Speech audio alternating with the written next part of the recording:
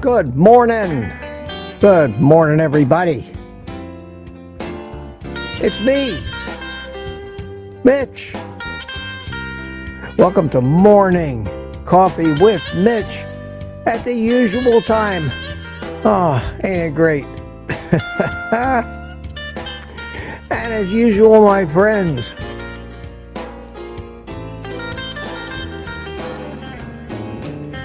drink it if you got it. Oh, wow. God, that's good.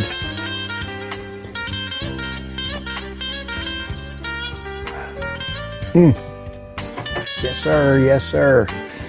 Well, I see we got a nice little start to the morning. Good to see you all. And, wow, it seems that somehow YouTube is, I think, screwing up my viewer count. Yeah, there you go. There you go. It was saying I only had like 10 people in here on my screen. I said, oh, what happened? Oh, great to see a lot of people chiming in. Happy Friday. Happy Friday morning to you. And I'm a happy guy this morning. I got a good night's sleep. I got my work done last night.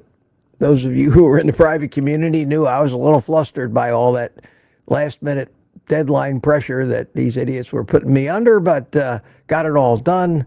Got a good night's sleep. I don't think I got any more of that coming today. I am really looking forward to having a nice, relaxing, normal day for me.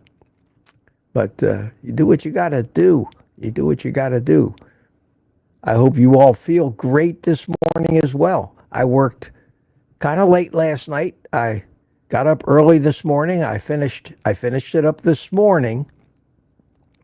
And I didn't have a lot of time to think about show notes or anything else for today. So I don't really have any show notes today.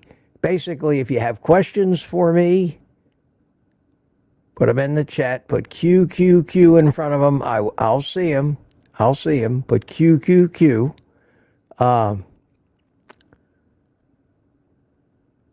We have a meetup. I have it in the description of the video on Tuesday, the 28th of January here in Melbourne.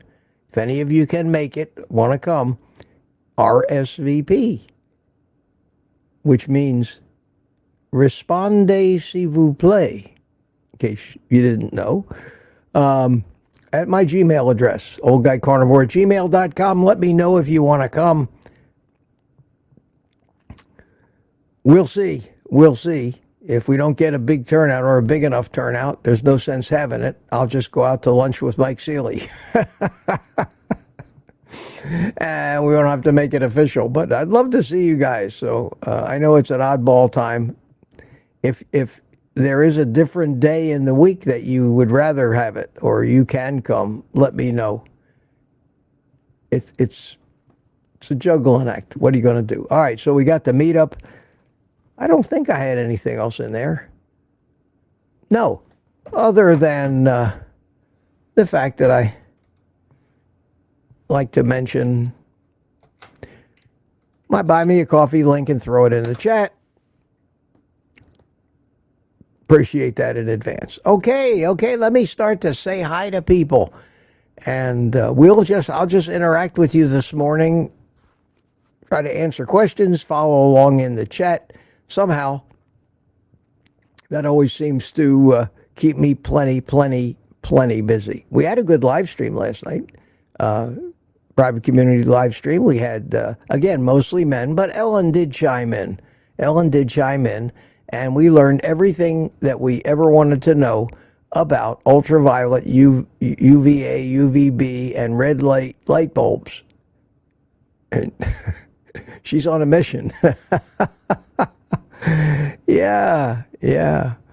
Oh, okay. All right. So last night, I put this thing up fairly early last night because I had the live stream to do at 7. I posted it before that. And Cliff Medina was here at 6:28, followed shortly thereafter by Mike Seeley, all the early birds. Wayne Herman chimed in. Feral Grandma chimed in. Peter chimed in last night. Now, he chimed in after the private community live stream.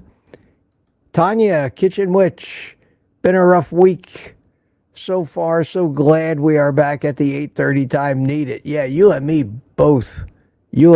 Tanya.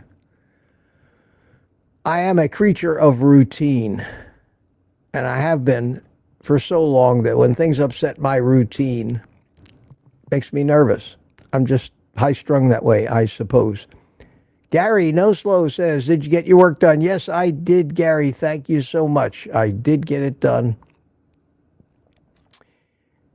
And I hope that is done at least.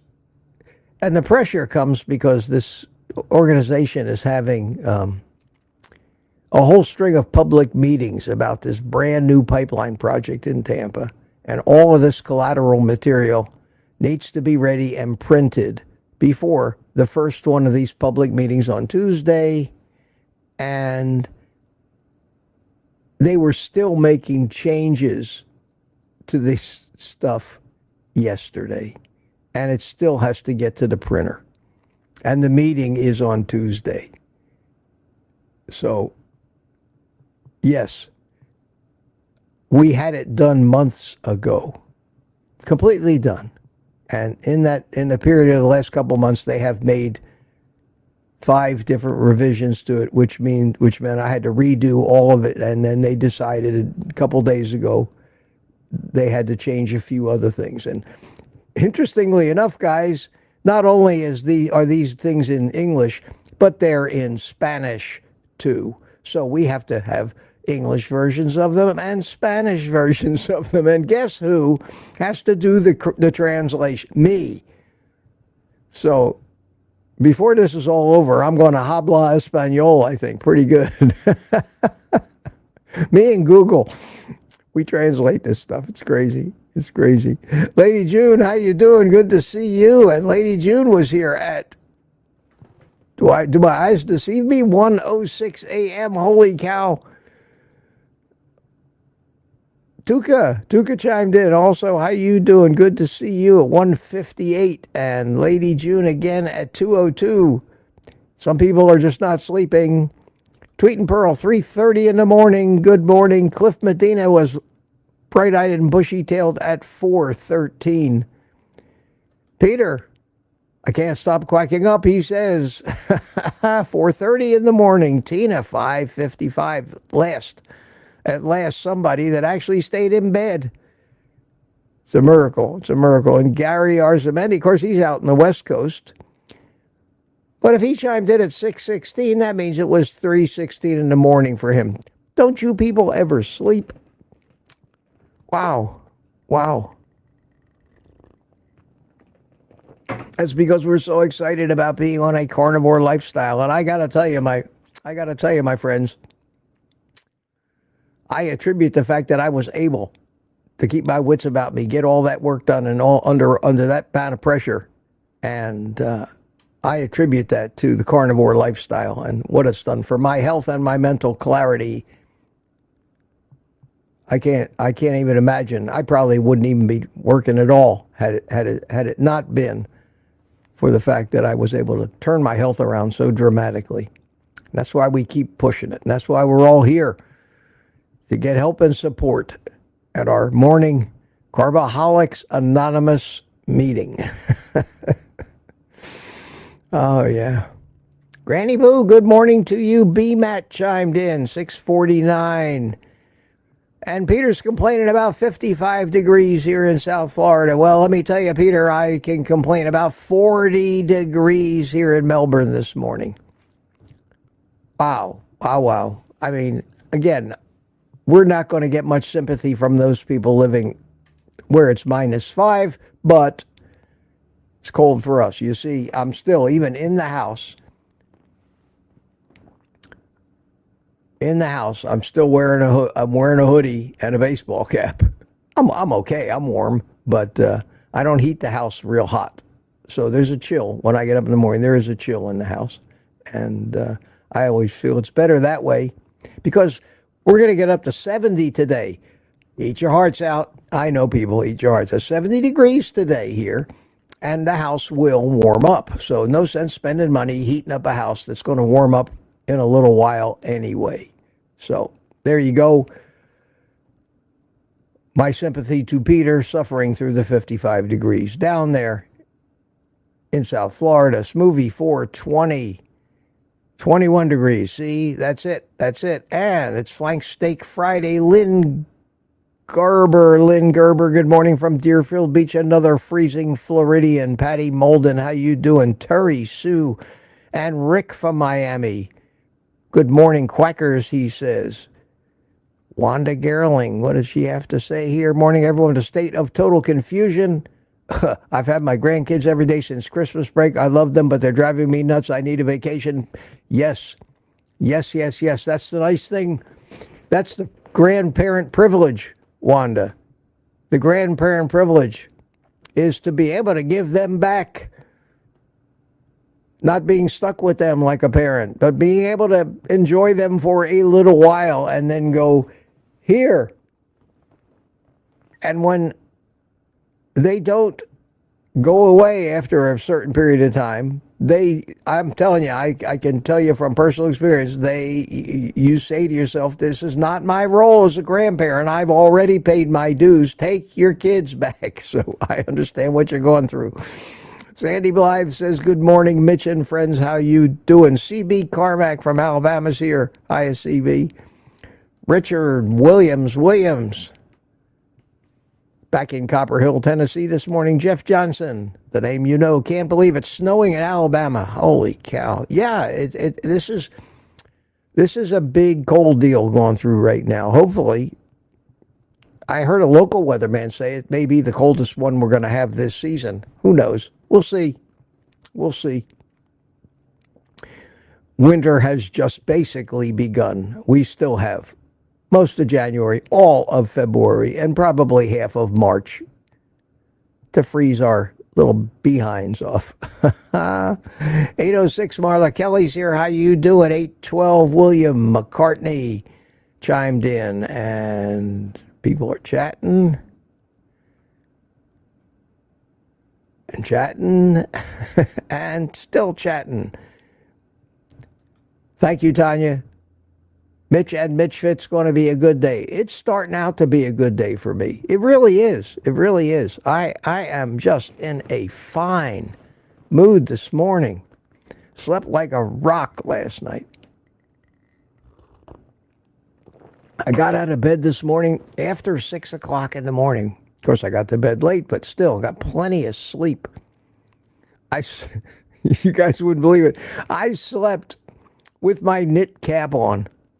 I mean, I can hide under the blankets and stay warm, but my bald head sticking out from under the blankets just cools me off. So I actually slept with my stocking, with my knit cap, reminiscent of the old days when people used to sleep in nightgowns and stocking and nightcaps on their head.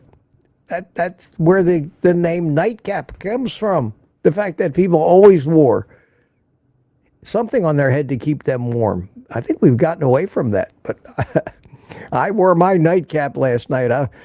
I'm thinking about going on Amazon and seeing if I can't get if they still sell those pajamas that with the feet that zip up. Remember those when you were a kid? Man, I could use that on these chilly nights. Tammy, good morning, Tammy Petarch. How you doing? Happy Friday, she says. 8:25. We're up to Edward Renner. Lori's chiming in. How you doing? How you doing? Woo, it's time. Listening mode today. Well, we hope we entertain you. And Steve Rogers, Captain America. Kansas City, Missouri. Tom from Tampa chiming in. How you doing? Viking 442. Bryce Hatch says good morning. Lizzie says good morning. 829 here. Terry Sue. Here we have Arista Visser. Good morning to you from Cape Town, South Africa. We have our second South African, Peter Kruger, usually chimes in. Welcome, welcome. If you see Peter, say hello. Ketra Naylor says good morning. And again, this is getting old, man. This guy must have it down to a science.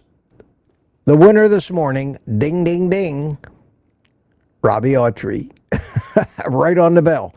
Good morning, Mitch, and all you Mitchfits, he says. Chimed in, quick second. Rick from Miami. Aaron Booby Goats chimed in. Good morning from Tennessee, she says. Michael Pregler, good morning, everyone. Just got home from the gym. No Slow, Gary's here. How you doing? Still at 8:30. And we have Tanya chiming in, and Rick again, and Don Shanger. All this at 8:30. Jason H., good morning to you. Peter woke up. Hiya, Peter. It's showtime. Good to see you this morning. But it should warm up pretty good. We should get pretty nice in Florida here. We're supposed to get 70 today. And again, back third time within 1 minute. Granny Boo and the Granny Boo is the last one on the bell. And Mama Bear kicked off the show at 8:31. It's like calling a horse race, guys. I guess I do that on purpose. But it's like calling a horse race. Thanks for playing. Thanks for playing. What else we got to do? We do this every morning, after all. It's not like I save up stuff for a month that's important. So we have time to be silly and play around a little bit. A couple more people chimed in. Sammy Shuford. Coffee at IHOP. Oh, not bad. Not bad. Just stay away from the pancakes. Get some bacon and eggs. And people are talking life after carbs. Chris is here. Gina Cav is here. Let me catch a few more of these new people. Well, I'll just keep going because I don't really have show notes. Everybody. I see somebody did buy me a coffee. Who was that? Let's just make sure. Jane bought a coffee. Jane, thank you so much. Jane said to me, good morning to you, and thank you, Mitch. Well, you're welcome, Jane. Thanks so much. And I'll put the link up there again. But no advertisements this morning. A question. Don McCarthy says, question, when are you going to broadcast live from the piano? Oh, wow. I hate to tell you this, guy. I haven't been playing the piano very much lately. I've been so busy. I just haven't been playing. I'm probably a little rusty since I made that last video. I don't know if I'm really ready for that yet. I mean, I'm not that good a pianist. I hunt and peck on it, I say. I taught myself, and I can make some music, but I don't think I'm ready for live performances yet. But thanks for the thought. And I got a comment yesterday from, was it Tanya? Yeah, it might have been, who said, oh, no, it was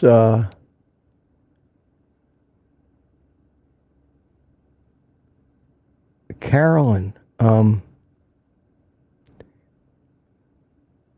No, it wasn't. Anyway, I'll think of it. But she said that she rewatched my little video that I put out about me playing the piano 3 times and really loves it. So if you guys haven't seen that, you haven't seen me getting brave and playing the piano in public, just go to the channel and type in the search bar or Google Old Guy Carnivore space piano. It should come up. Let me see if I can find it here. Okay, how do we do this? Old Guy Carnivore, Piano. Old Guy Carnivore piano. What happens? Well, I got all kinds of old guy carnivore stuff. I would probably have to put it in the actual YouTube search bar. Anyway, I'll search for it if I can't find it in social media or on YouTube. Tomorrow morning I will post a link in the chat here to my piano video. So let me make show notes for tomorrow, and give me 1 second, and I will say link to piano video. There you go. I was kind of proud of that. It was a little something different. I think I said something like, I bet you didn't know this about me, and you guys know everything about me.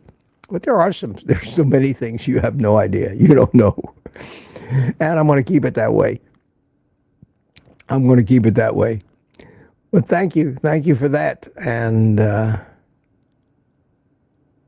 here's a question. Here's a question from Peter. What are your thoughts on healthy oils like coconut, olive, and avocado? Should these be scheduled or not, in your opinion? Peter feeds me these kind of questions in the morning to get me going, I think. We've talked about this many, many times. Yeah, these oils are healthy. There's nothing wrong with these. There's nothing wrong with coconut, olive, or avocado oils, but they're still from plants. I don't use them anymore.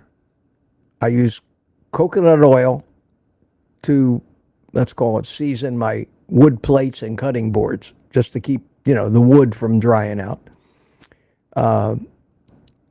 But I don't cook with them anymore. I used to cook with coconut oil. I used to do most my fried stuff, the fried fish, the panko coated stuff. I used to do it in coconut oil. But I just kind of like bacon grease better. And if I can use an animal fat, I will. Now, the kinds of things that you were in places where you wouldn't use bacon grease, you would use olive oil and avocado oil, are keto appropriate foods. Certain salads, things like that. But you wouldn't, use bacon grease as a salad dressing. And since I don't eat salads, and none of us, if we are really not keto, again, no judgment, but if you're not keto and you just want to get rid of the plants, there's no need to use olive oil because you're not eating the salads. And there's not a single food that I eat right now where it would be appropriate for me to dress it with avocado, olive, or coconut oil. So I don't use them. But healthy? Yes, they are healthy. They're not going to hurt you. I just can't think of a place in a moderately, tightly controlled carnivore lifestyle where you would even need them or they would even be appropriate. So that's my answer to that, Peter. It's a good question, and it's something we hear a lot about. And of course, these oils are really pumped up hard by the keto community, and and in that genre, they should be. But that's not what we're carnivores for, different reasons. We're carnivores to cure our carb addictions, number one. That's the main reason. An elimination diet that might eliminate something that is causing us problems, that does come from the plant community. And there's no reason after you have cured your carb addiction and you have figured out what it was that you were sensitive to, that after a few years on carnivore, you couldn't start trying to move a little more towards keto and broaden your horizons, but with a very, very wary eye on what it is you're going to start eating, whether it is toxic, whether you think you'll be just as happy living without it. And the number one Mac Daddy of concerns, will it trigger that long dormant carbohydrate addiction? Because once you've made it that far and achieved the health, and this is the way I look at it, there is no way in hell I want to risk going back just to have a blueberry. It's not. The risk-reward ratio is way out of whack for us really bad carb addicts. So I have finally fixed it. I will not risk ever going back there again. Dixie Scott, what are your thoughts on mouth tapping? Some carnivore enthusiasts swear by it. I don't care to try it. Just curious. I have no friggin' idea, Dixie, what mouth tapping even is. Is that, what do you do? Is that mouth tap, or is it mouth taping? Were you? I have no idea. What the hell is mouth tape? I never heard of it. And it sounds like something I don't want to hear about. It sounds like the world's dumbest idea. But a great excuse to make a YouTube video, which might get a lot of clicks because people are curious. I've never even seen a thumbnail for it. So I'm going to say right now, without knowing anything about it and having been able to become a successful carnivore, not knowing what mouth taping or tapping is, you probably don't need it. And I think that's just a logical, common sense answer. But now I'm curious. Now I'm going to have to find out. Now I'm going to have to find out what it is. What the hell is it? Oh, man, you guys, you're sending me off on wild goose chases. What the hell is mouth tapping? MOUTHTAPING, mouth. What is it? Mouth tapping is a sleep technique that involves using tape to keep your lips closed while you sleep. The goal is to encourage nose breathing, which, well, so we're not tapping our mouths. We're not tapping here. We're taping our mouth shut. Honestly, you see the picture? See that picture of the guy with the tape, with the duct tape over his mouth? I don't think I would care to do that. I don't think it would really be safe. What would happen? What would happen to you if your nose got blocked up in the middle of the night and you had to breathe through your mouth and you got tape over it? Is there a risk of suffocating? That to me sounds crazy. Oh, it's going to reduce snoring? Yeah. Can you imagine having a partner? Good night, dear. Good night, dear. As you tape each other's mouths shut. Sounds like a hostage situation to me. No, thank you. No, thank you. And I agree with you. I agree with you. I don't care to try it. Yes. Dixie, I'm with you. But we learned something today, didn't we? We always learn something here in the cafe and morning coffee with Mitch. We always learn something.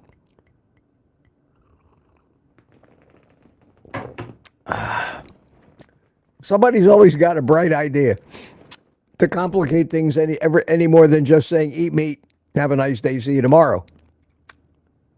Mike Seeley chimed in. Wow, Mike, you slept in this morning.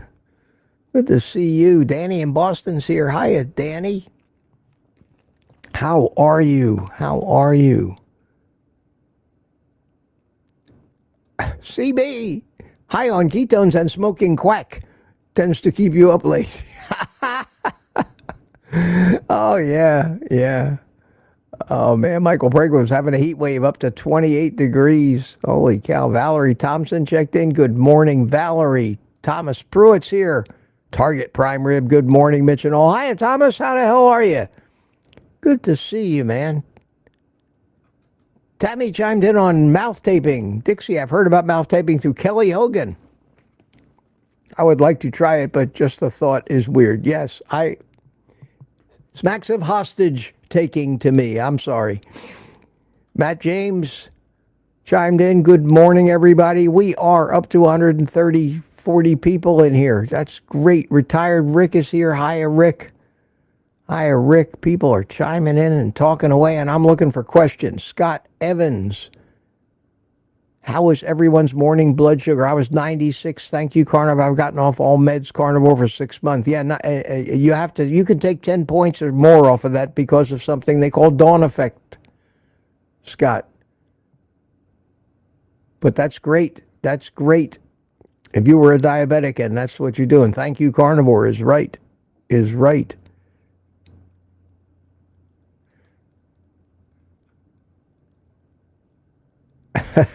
These guys are still talking about mouth taping.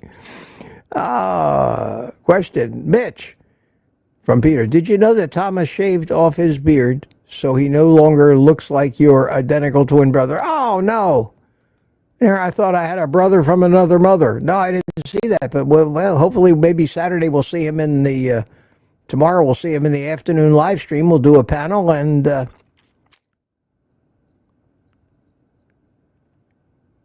see what I would look like without a beard, maybe. Okay, where else? What else we got here? I'm trying to read the chat. I am now 8:44. How far behind her am I? 8:44. Not bad. Not bad, only 15 minutes behind. Wow, that's because I didn't take a lot of time speechifying this morning with show notes and things. But I think that's interesting sometimes. I always like to have a little topic to talk about. And today I talked about how busy I was yesterday, and that didn't take too long. But that was about it. That's about all I had time to think about. How we doing here? Terry Sue says, I have the mouth tapes. They work well. There's a teeny slit in them if you need to breathe. Okay, so... basically, what Google showed me of a guy with duct tape over his mouth is not exactly the approved and safe way to do it. That's good to know. That's good to know. There's no reason for me to do it because I don't have a problem. Even if I do snore, there's nobody. If a tree falls in the forest, does it make a sound? If Mitch snores alone in bed, does it make a sound? That's the question. That's, and as far as I'm concerned, no, doesn't bother anybody. So I don't think I would need to think about mouth taping. Marcy Budin, 45 in Arizona. See, that cold front is killing us all. I don't know if it's going to get worse.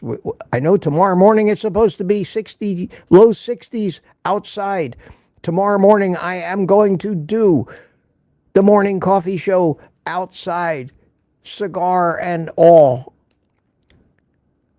I miss it.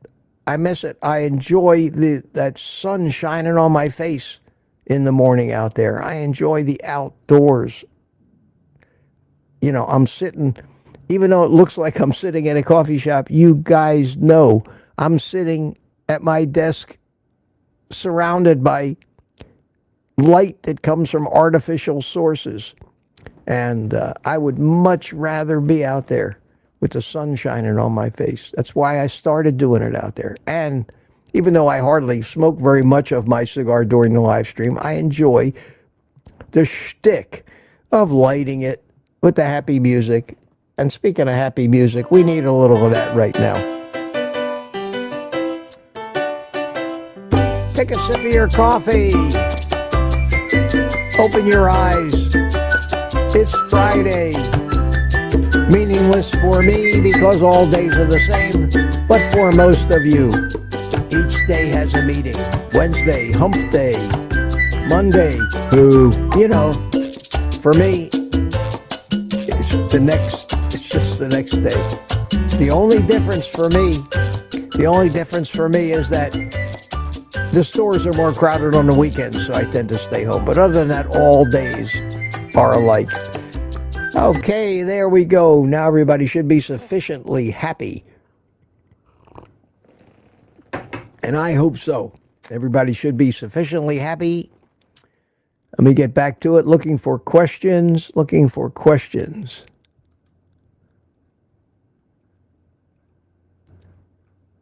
Mostly the chat is, and Tormayer asked me, how am I, boss? And this is funny. I was asked What does this saying that I always say mean? From Carolyn, Aussie gal, said to me. From Australia, maybe they don't get it, but I always say, if I was any better, it'd be illegal.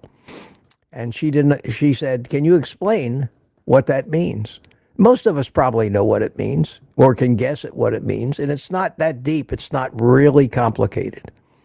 It's just as I look back in my life, with the state of people who make laws in this country, stupid laws, so many of those laws seem to outlaw the things that we enjoy doing the most. For me, drone flying and model airplane flying comes to mind first thing. One of the most enjoyable hobbies I've ever had in my life, until the government got involved because Amazon wanted to do drone deliveries and made so many laws against flying what they call unmanned aerial vehicles, even a drone that's this big, that it took all the fun out of the hobby. So that hobby of mine, which I enjoyed so much, most of it is now illegal. Think about all the things in your life, all the times when you had the best times in your life. I guarantee you, the more fun you were having, there were laws against what you were doing somewhere. So it was illegal. And that's the derivation of my little statement. If I was any better, basically what I'm saying is they'd figure out a way to make a law against it. They can't stand to see anybody having fun that they're not having. That's what that means. So I hope that clarifies it for you. I never even thought to try to define it myself, to tell you the truth. It just came out one day. I don't even know where it came from. I never heard anybody else say it. These things just pop into my mind. Oh, yes. And more questions. But that was a question I did want to get to today. Don't want any unanswered questions out there. And you're chatting and talking. Hey, P.O.'s here. P.O. Hendrickson, how you doing this morning? Good to see you. Yeah, and about the coconut and other oils, Paul Mason mentions about the concentration of plant sterols. Yeah, of course there's going to be plant sterols in anything that comes from a plant.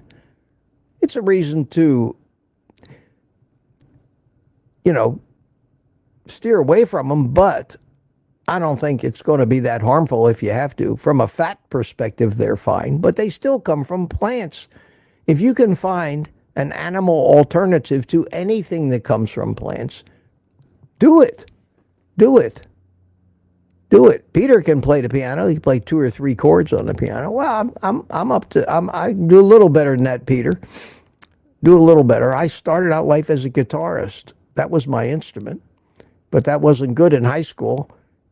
You couldn't be in the band or the orchestra in high school playing the guitar, so they gave me a big sousaphone tuba, and I learned to play the tuba, and I became quite accomplished at that.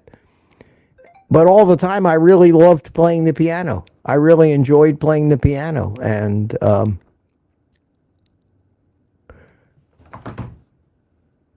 that's the instrument that kind of carried through the rest of my life that I played myself. And I have a guitar that I probably haven't played in 30, 40 years. It's in my closet. Same guitar. It's my old guitar. I used to play in the band when I played guitar in a band. So, yeah, I love the piano, but I never took a lesson and never learned the fine points. And I play the piano like a guitarist would, because that's my musical education. Anyway, P.O., good to see you in here. Let me keep going. Claudia Burkick is here with us this morning. Michael Pregler says, thank God no carb addiction here. Man, you are one fortunate human being, my friend. It's a good thing, but you're still practicing a healthy lifestyle of carnivore, maybe keto, and that's kudos to you for that. But it's easier to do when you're not a carb addict. That is for sure. That's for sure. And we're still talking about mouth tape. Yep. Tom says, it's used to force you to breathe through your mouth while you're or your nose while you're sleeping. Yeah, I guess in that respect, maybe it could help train you a little bit, but I don't like the thought of that. I feel sorry for these people that have to wear CPAP machines, who have sleep apnea. Can't imagine having to. And most of those people, when they go carnivore and lose all that weight, that resolves itself. So if you gotta keep injecting yourself with drugs and put on a helmet when you and a mask when you go to sleep, carnivore might be for you. And patience, to give it time to actually work.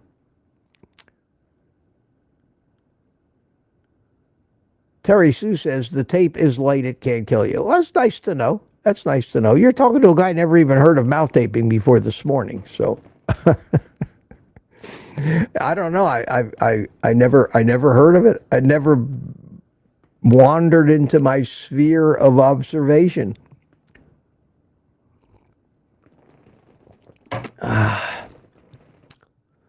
Like I said, nobody knows it all.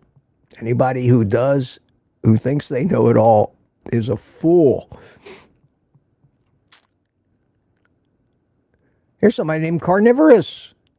How you doing, Carnivore? I encourage my wife to use it during the day. Oh man, that has to be the funniest comment. Sorry, ladies, not being sexist here, but that's clever. That's clever. That's clever. As Larry the Cable Guy would say, I don't care who you are, man. There's funny. That was funny. That was funny. That was inspired, man. Thank you for that. Oh, God. So great to get a good laugh about something. Laughing, they say laughter is the best medicine. I'm telling you.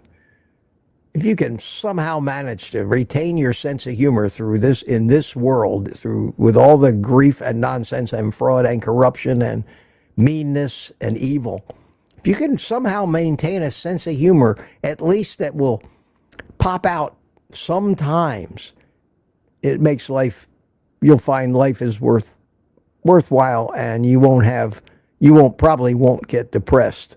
You might get angry at some things, but you might get depressed. Jonathan's here, 8:59, about 10 minutes ago. How you doing, my friend Jonathan? Good to see you. Jonathan and I had our conversation Wednesday night. We talked for about an hour and 15 minutes, live chat. He up in Alaska, me down here, both of us freezing our asses off. Something not right about that.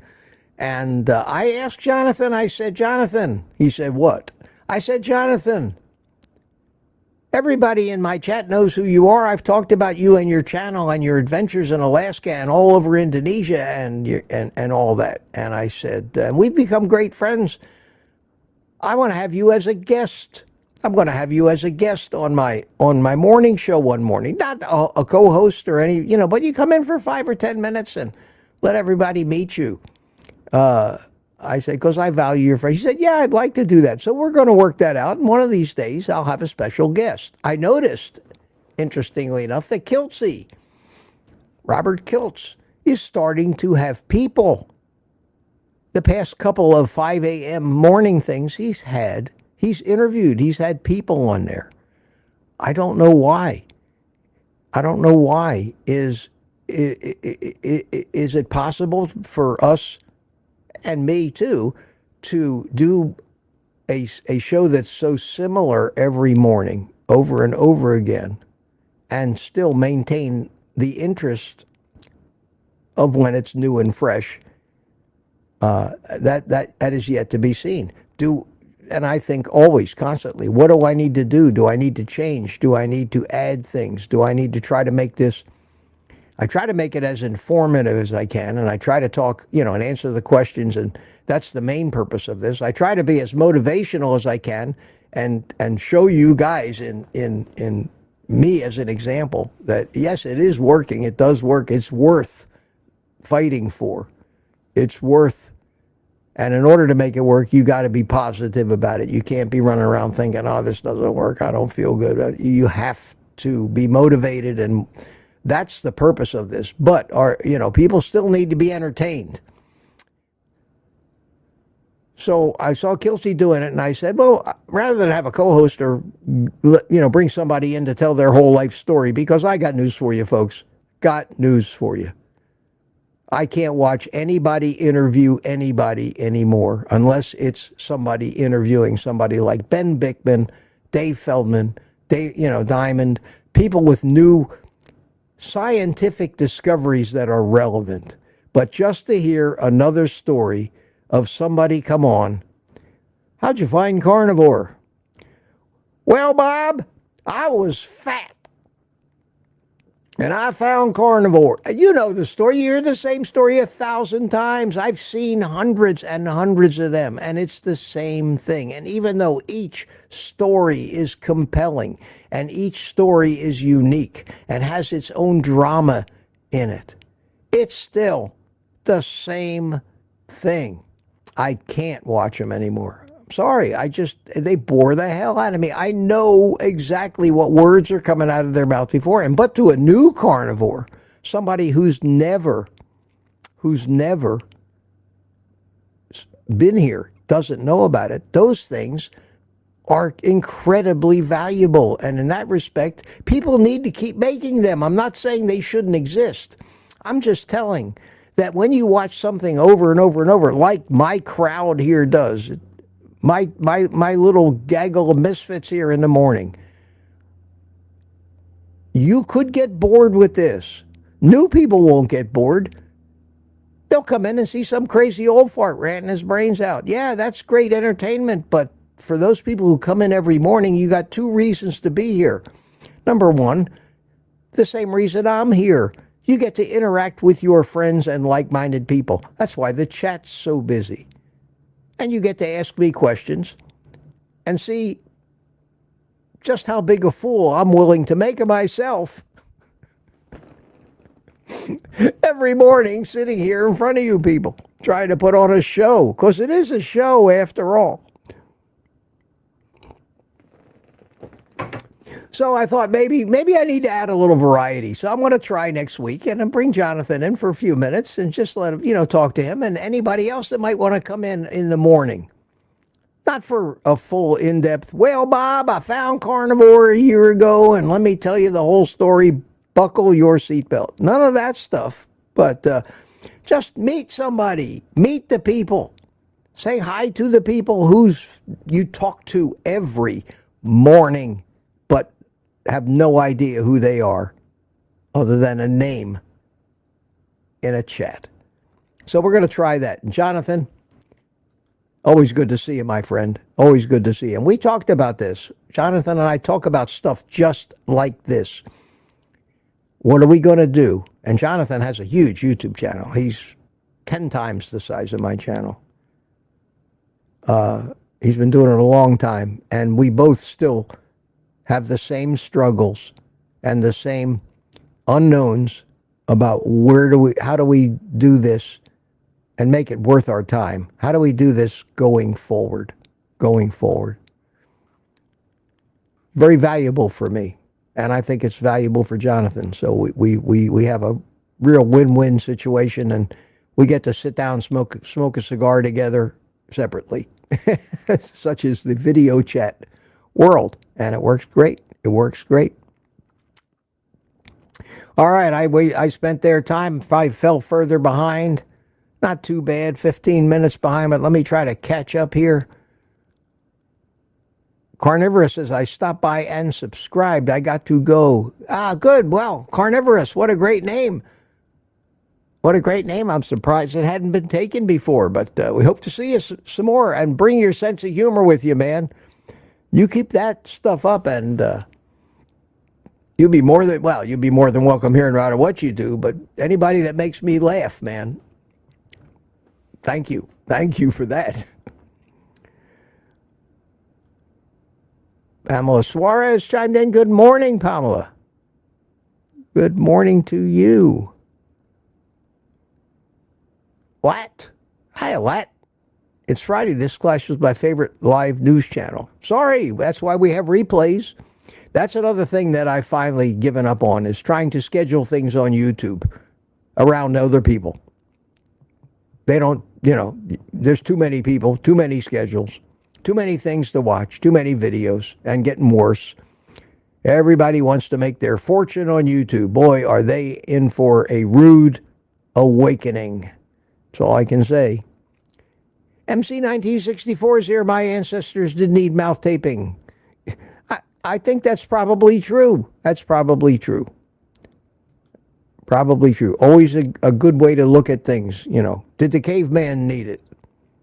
And if we measure things by that, there's not a whole hell of a lot we really do need.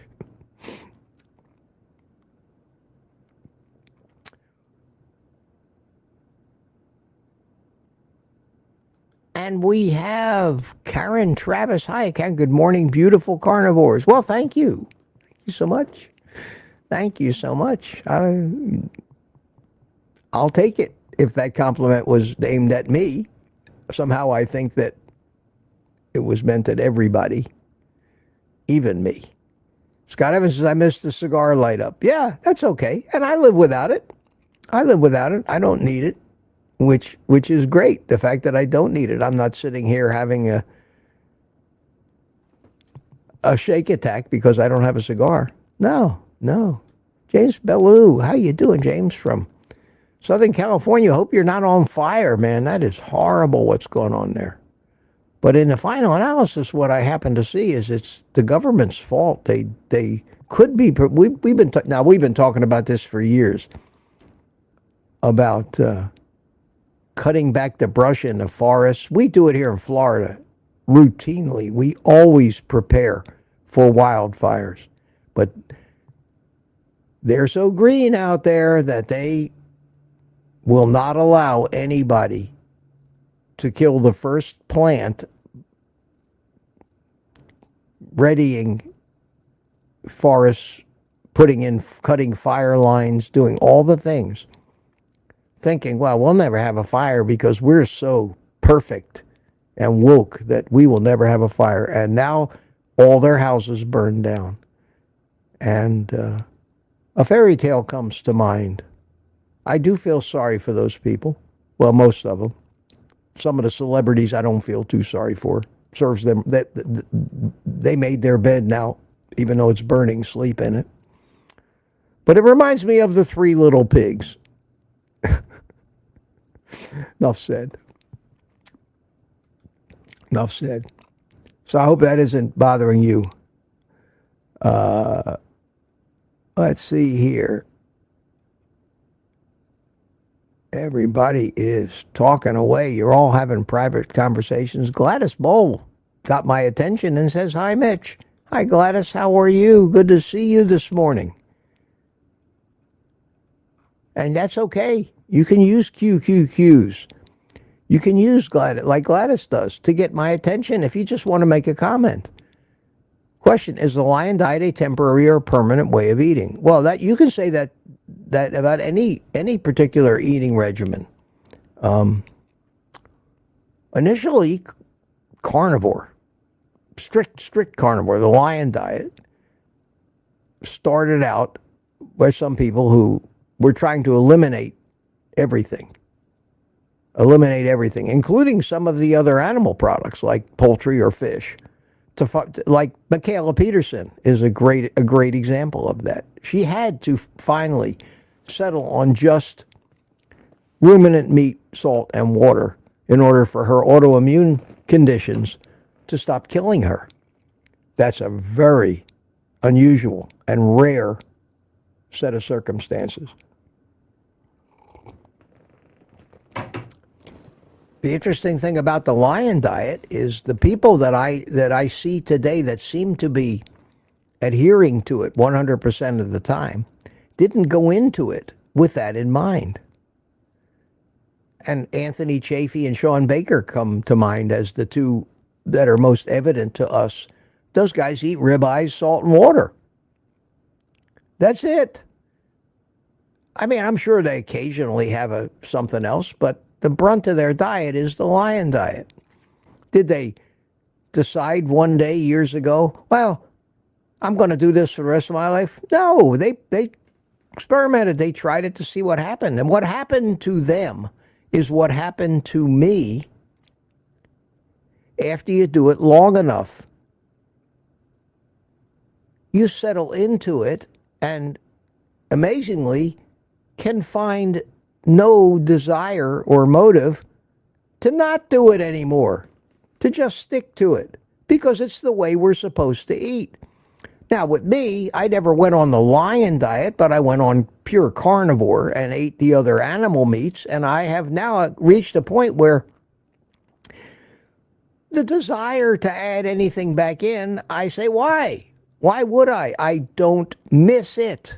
I don't miss it. I don't want it, especially if it's from the plant kingdom, because I know about the toxins. Why would I add something that could potentially be harmful if I don't want it? Well, the fact that I don't want it is my body telling me it doesn't need it. That's where the wants come from. Again, I always talk about the subconscious and how it communicates what it needs to our consciousness through emotions, desires, cravings, and the rewards of a pleasurable feeling. Good doggy, here's your treat. That's how the subconscious works.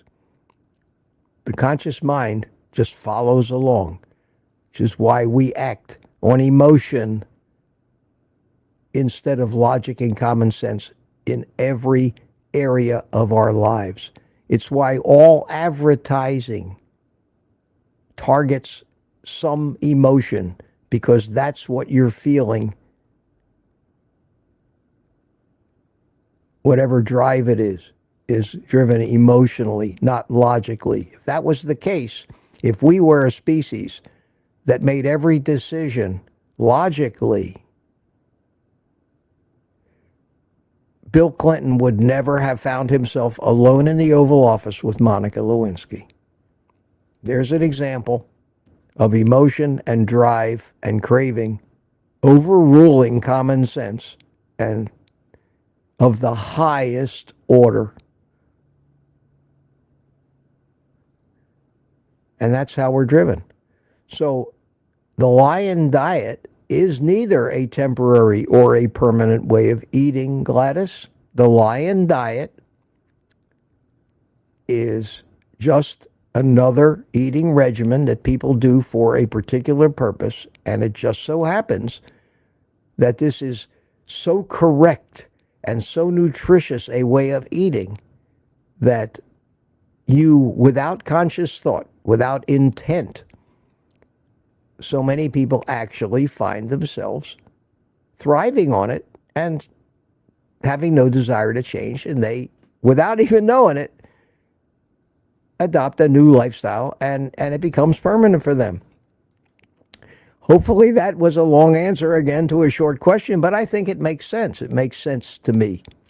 It makes sense to me. Thank you for asking that, and welcome. Welcome. Good to see. I think you're new here. Scott Elliott here from Colorado. Hi, Scott. How you doing? Good to see you. And we have somebody named the Spiritual Nomad talking about mouth breathing. I think I've explored mouth breathing as much as I want to for this particular stream, but you guys have really, you're still with the discussion. Bags Pack Family says, so cold, Jonathan. Yes, Jonathan went out camping the other day. He made a video on his channel, Bags Pack Family. Solo camping, 20 degrees below zero. Now, I think Jonathan's a smart guy, and I love him. He's a younger man than me. He's in his 40s, but smart guy, been around a lot. I think he's a friggin' idiot for camping in 20 degrees, but the things we YouTubers won't do for an excuse to make a YouTube video. Oh, man. Yeah. And here I sit in a house that's heated to about 66 degrees with a little chill in the air, and I'm sitting here bundled up in a hoodie and a hat. and sweatpants. And, and Jonathan's camping in 20 below zero. Unbelievable. And people watch those videos like crazy, too. The colder it is, the more people want to watch. And Jonathan says it would be his pleasure to join us. Yes, well, we'll do that. We'll text a little bit and we'll make a. I was thinking about next Wednesday because you're 4 hours behind me in Alaska. So Wednesday morning, I start at 10. That means you don't have to get up in the middle of the night. We'll bring you in sometime towards the middle and the end of the stream, which means it'll be about 7 o'clock your time. And I know you're up at 7 every day. It'd be kind of fun if you were out in a 20-degree below zero tent and could live stream from your cell phone, but I think the cell phone coverage out there would probably not allow that. DS111 says Kilt's probably got tired and ran out of theatrics to keep it going like he has. Well, it's possible. Look, we all have our theatrics. I try to make it unrepetitive. I try to come up with things that are interesting, but, you know, how much is some crazy old man going to experience that's different every day to talk about the next day? It's not like I'm a news organization and I spend my day scouring the news to put on the morning news report. It's not what I want to do. I'm here to see if we can help people get through the rough times or the doubts about the carnivore lifestyle and answer the questions, because everybody else is posing those questions to them. CB Carmack bought me a coffee. Thank you so much, CB. No, it wasn't CB. CB Carmack asked me a question and sent me some pictures. He didn't buy me a coffee, but that's okay. Jane bought me a coffee. I think I said thank you to Jane for that. I'm running out of coffee here today, guys. Let's see. Yes, Jane bought me a coffee, and that was it this morning. Okay. Here comes the link again. The cup is getting empty, guys. You don't have to. No obligation. It's just a way to say thank you, Mitch. Want that to be straight. I think nothing less of anybody. And I don't expect people to come in here every day either and throw money at me. I hate to have to even talk about it. I wish I could make enough money from the YouTube, the Google advertising that would make it worthwhile doing, but that just doesn't happen. Making $5-10 a day, which is what I'm earning now from Google, it doesn't cut it. I'm sorry, it just doesn't cut it. It's not worth the time or the expense that I have to spend to do this stuff. So I have to beg for coffees, or I have to completely change and do things differently than the way I do it, which would just make me another YouTuber going for clicks, getting sponsors, running mid-roll ads, and all that shit, which I hate like hell. So I made the decision to make this a viewer-supported channel with a private community, which is a little bit, and the coffee things, which is a little bit, and it adds up to enough for me. But it's not. I mean, I'll open up the finances of this to anybody that thinks I'm getting rich sitting here trying to help people improve their health and share my experiences and what I've learned. I have to make that clear, because I am almost ashamed to say, buy me a coffee. That's just who I am. But I have to, or I can't do this. Didn't mean to go there. Want to be happy. Want to be happy. Yeah.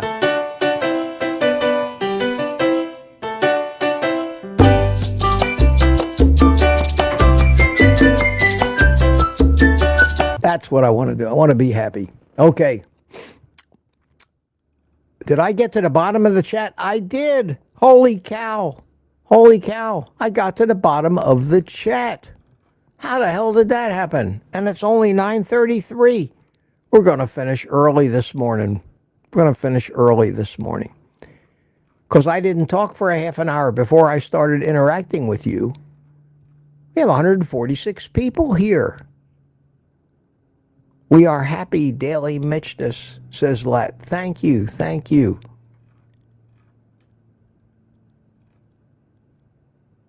DS111 is chatting away. Let me look at the last few chats and see if nobody knew. Here's a question from Claudia. It's not a question for me, but a question for anybody. Claudia Burkick says, has anyone stuck to carnivore while away at an all-inclusive? Well, I think you could probably count cruises as an all-inclusive. I know we can't control how things are cooked, so just wondering if ketovore that week would be the best, focusing mostly on meat. That's a personal decision, Claudia, but that's your addiction talking. That's really your addiction talking. That's you saying to yourself, well, there's no way I can get enough to eat by just eating meat. So I think I'm probably going to have to start eating all of those other things, the vegetables. That's a lame excuse. Be honest with yourself.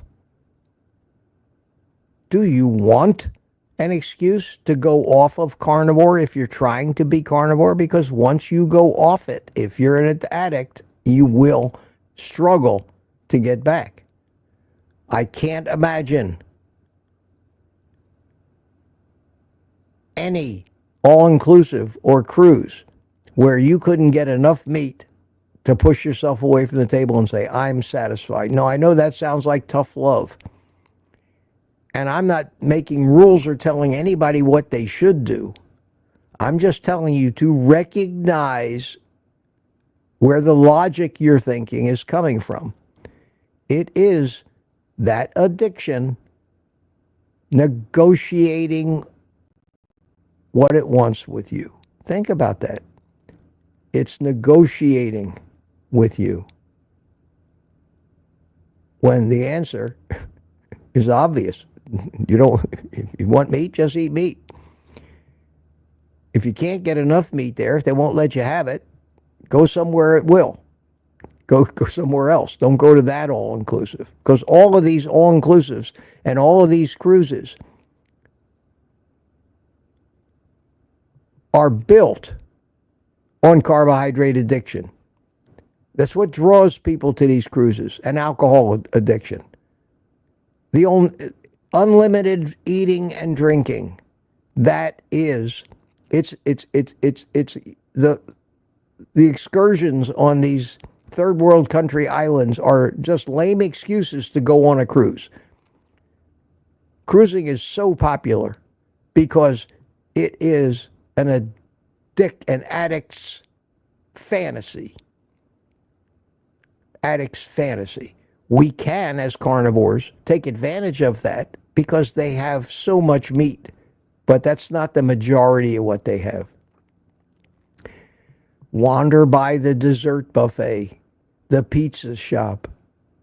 Get one of those foo-foo sugary drinks with the beach umbrellas and the cherries and pineapple sticking out of it. That's why people go on cruises. And if those addictions aren't enough, we got a little something for the gambling addicts as well. How are you going to find a better vacation than that? And that's an all-inclusive vacation, as are Sandals and some of these resorts.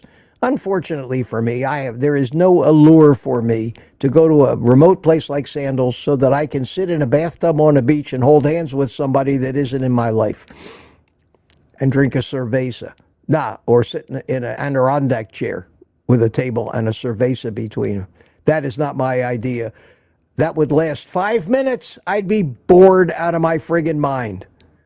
So, no, that's not my idea. But going to these places for the food is the reason people go. And anybody that doesn't agree with me, change my mind.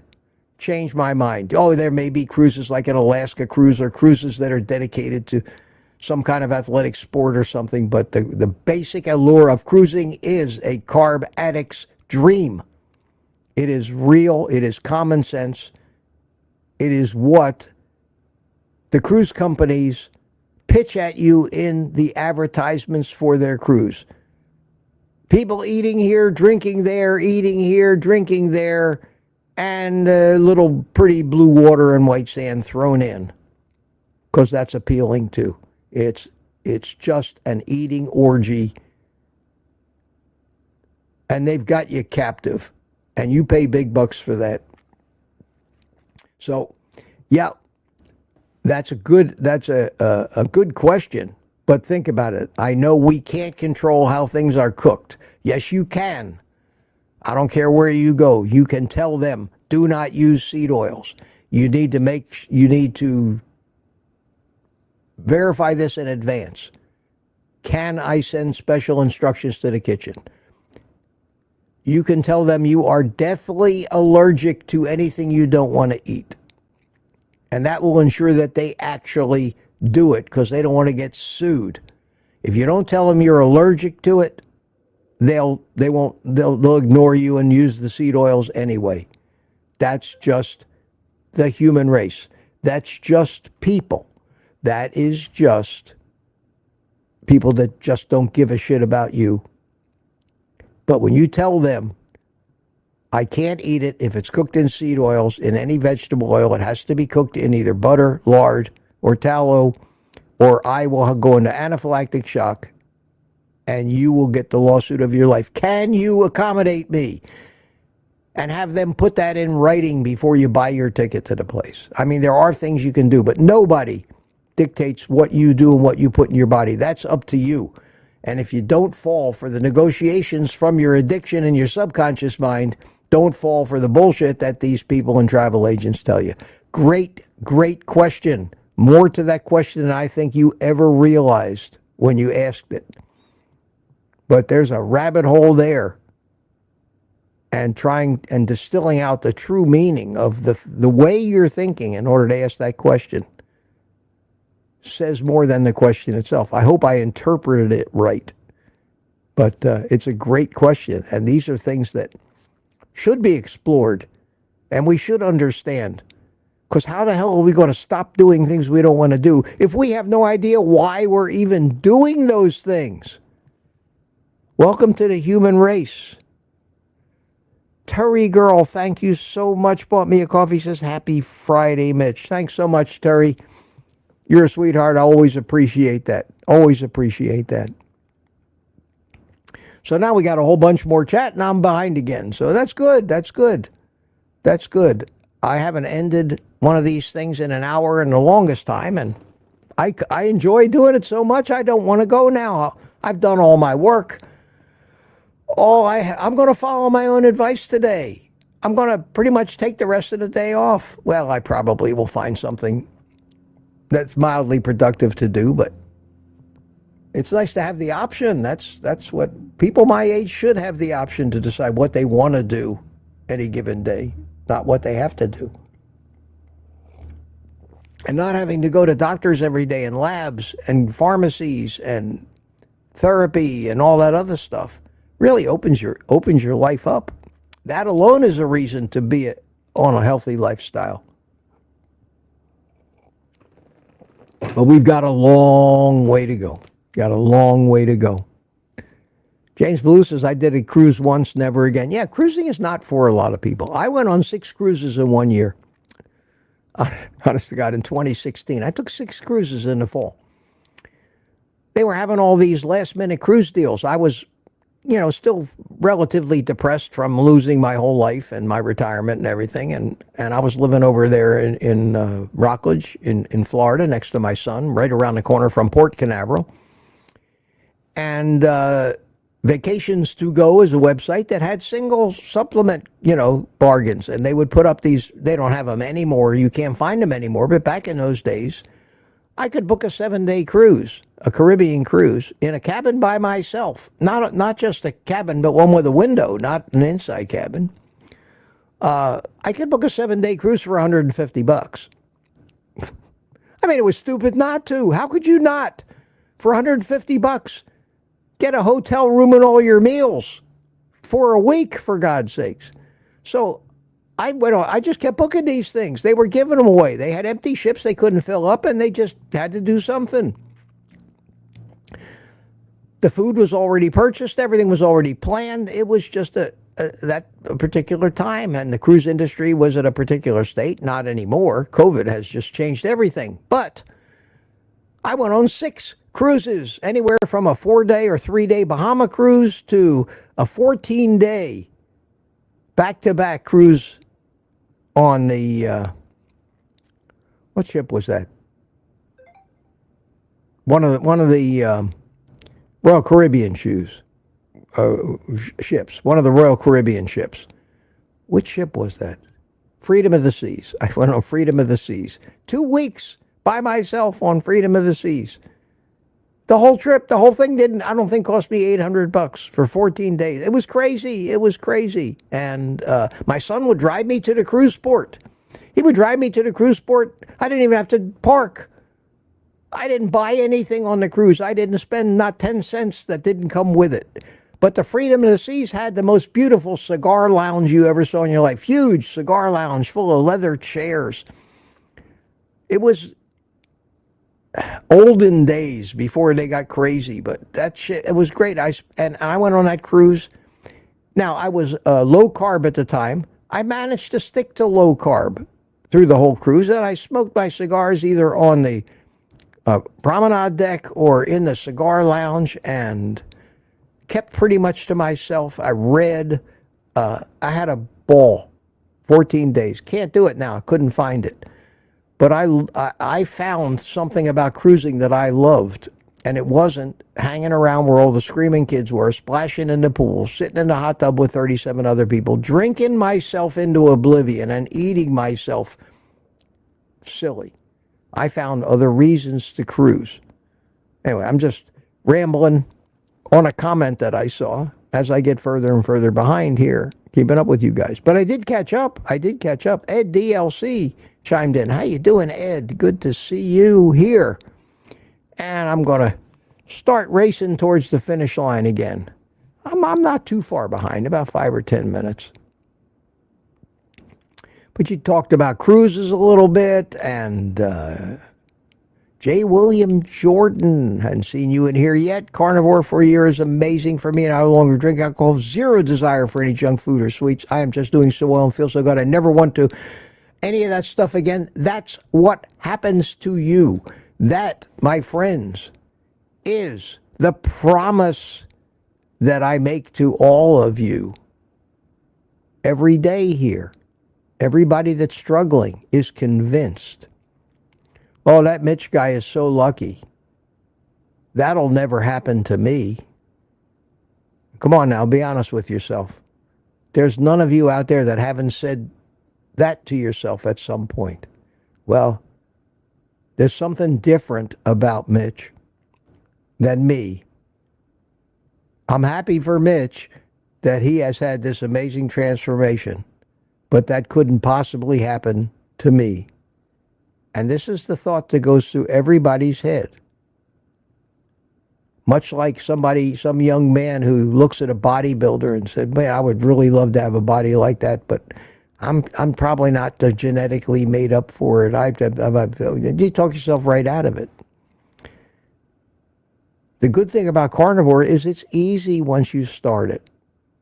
All those fears about not being able to live without all those foods that give you so much pleasure and it becomes such a big part of your life. All those fears, after a month you find out, I don't know what the hell I was afraid of.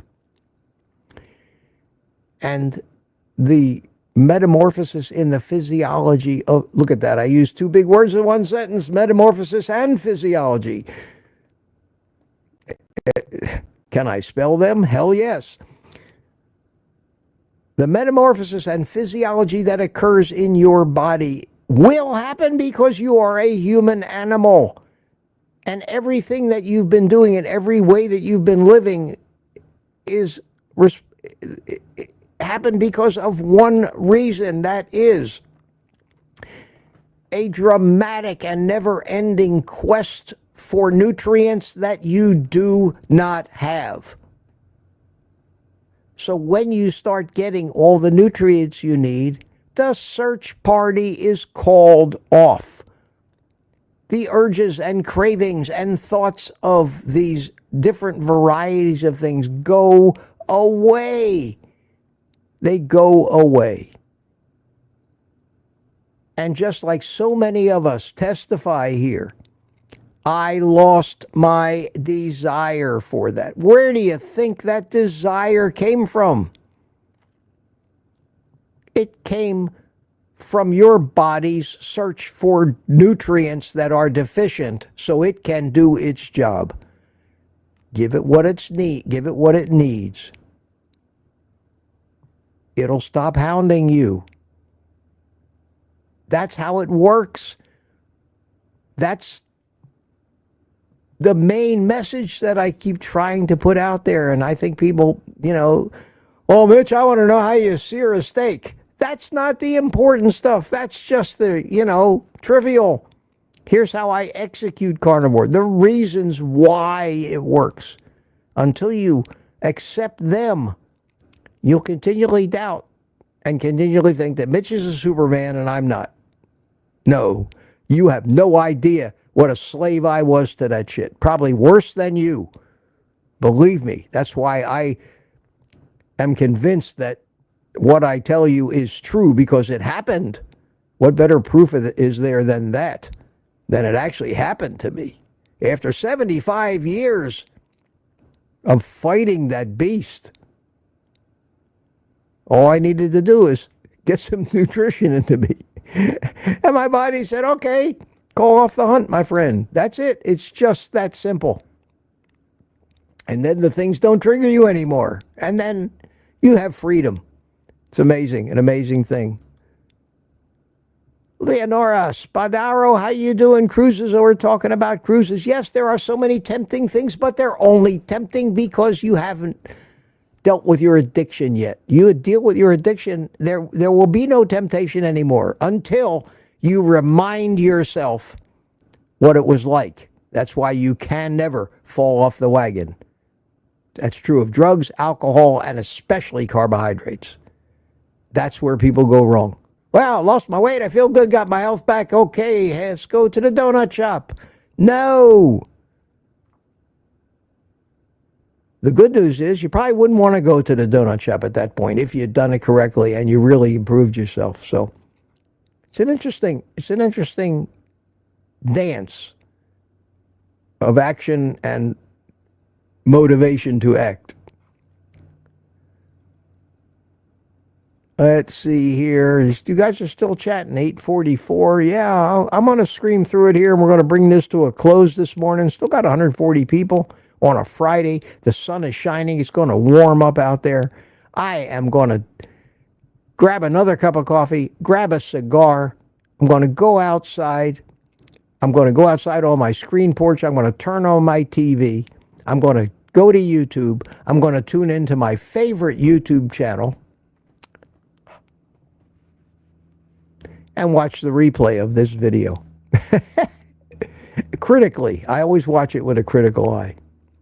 And follow along in the chat as I do it so that I know everything you guys are talking about. So if you think you're going to pull a fast one by talking about it when I'm busy doing something else, I'll catch up to you. I'll remember. Deborah Miller chimed in. Deborah, you're a little late, but good rising, everyone. I'm doing great, saying no to veg and sugar. Congratulations. We haven't given anybody a round of applause yet today, so let's give it to Deborah Miller here. Yes. Yeah, that's it, Deborah. Always an excuse to push another button. Thank you. Oh, man. And Lizzie says, 2 $10 words. Yeah, I know some $30 words, man. I know some really, really big words. I know, scientific terms, but those were good words. Those were good, especially if you know how to spell them and you know what they mean. And let's go. We're going through. Mama Bear Anna Kurzawa's here, and Lizzie's talking, and Tuka's still here. Hiya, Tuka. Glad to see you. Thomas Pruitt's still here.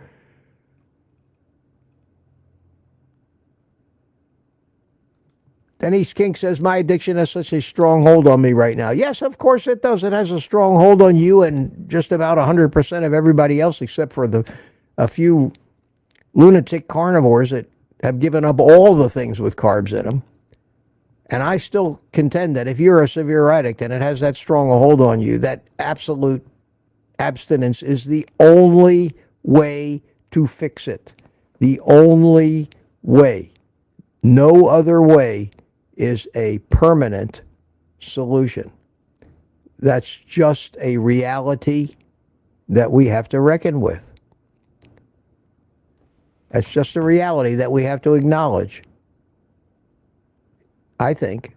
My opinion, remember, all you hear here are my opinions unless I tell you a source of where I'm relaying the information from, and I always do that. If I repeat something Ken Berry says, I always say, as Ken Berry always says. But when you hear me talking like I actually know something, what you're hearing is my opinion from my own experience. And I think you guys are here because maybe you think that I'm an observant enough person to gain some insight by those experiences, and I happen to think I am too, which is why we have a Yiddish word, chutzpah. Have you ever heard the word chutzpah? I have the chutzpah to actually come on here and preach this stuff. Chutzpah, loosely translated, means balls. That's why I have the balls to come on here and do this. That's the best translation. I can't think of a better way to translate that into English than to use that word.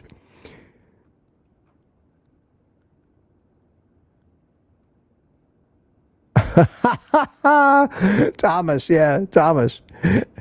Mitch, are donuts okay if they're totally made out of bacon? Yeah, Thomas, if you want to take your bacon and weave them together into a weave and turn them around and make them look like a donut-shaped thing, I think they'd be perfectly okay, my friend.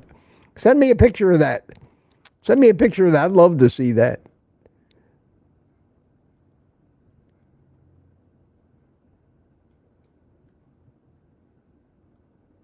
Okay, we're getting there. We're getting there. Everybody's saying goodbye already. Well, it's about time to say goodbye.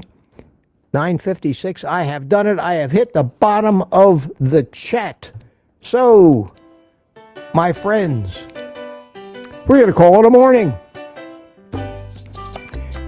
I'll give you 2 minutes to say goodbye to everybody. And I'll kind of follow along with you. And then we'll all take the rest of the day off. Me especially. I need it. I need a day off.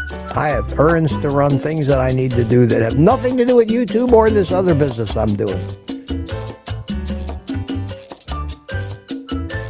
Deborah Miller says, have a fabulous day. Tom says, have a great day, everyone.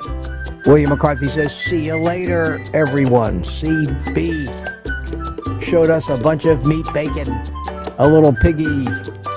J. William Jordan, great day all. Rick in Miami, I have work to do. Off to, I don't know, Gordon Foods. Oh, okay, yeah, Gordon Foods. Good place to go to get primal cuts of meat and all that stuff. Claudia Burkick, thank you all. Have a great day. Everybody's saying goodbye to everybody else. Retired Rick, Ed DLC, Pamela Suarez, Lori's Carnivore Story, Terry Sue Latt, Robbie Autry, first in today. Still here, man. Way to hang in there. Way to hang in there. Papa Carnivore. Man, you guys are terrific. You're terrific. Always look forward to getting together with you. Tomorrow morning, 8:30.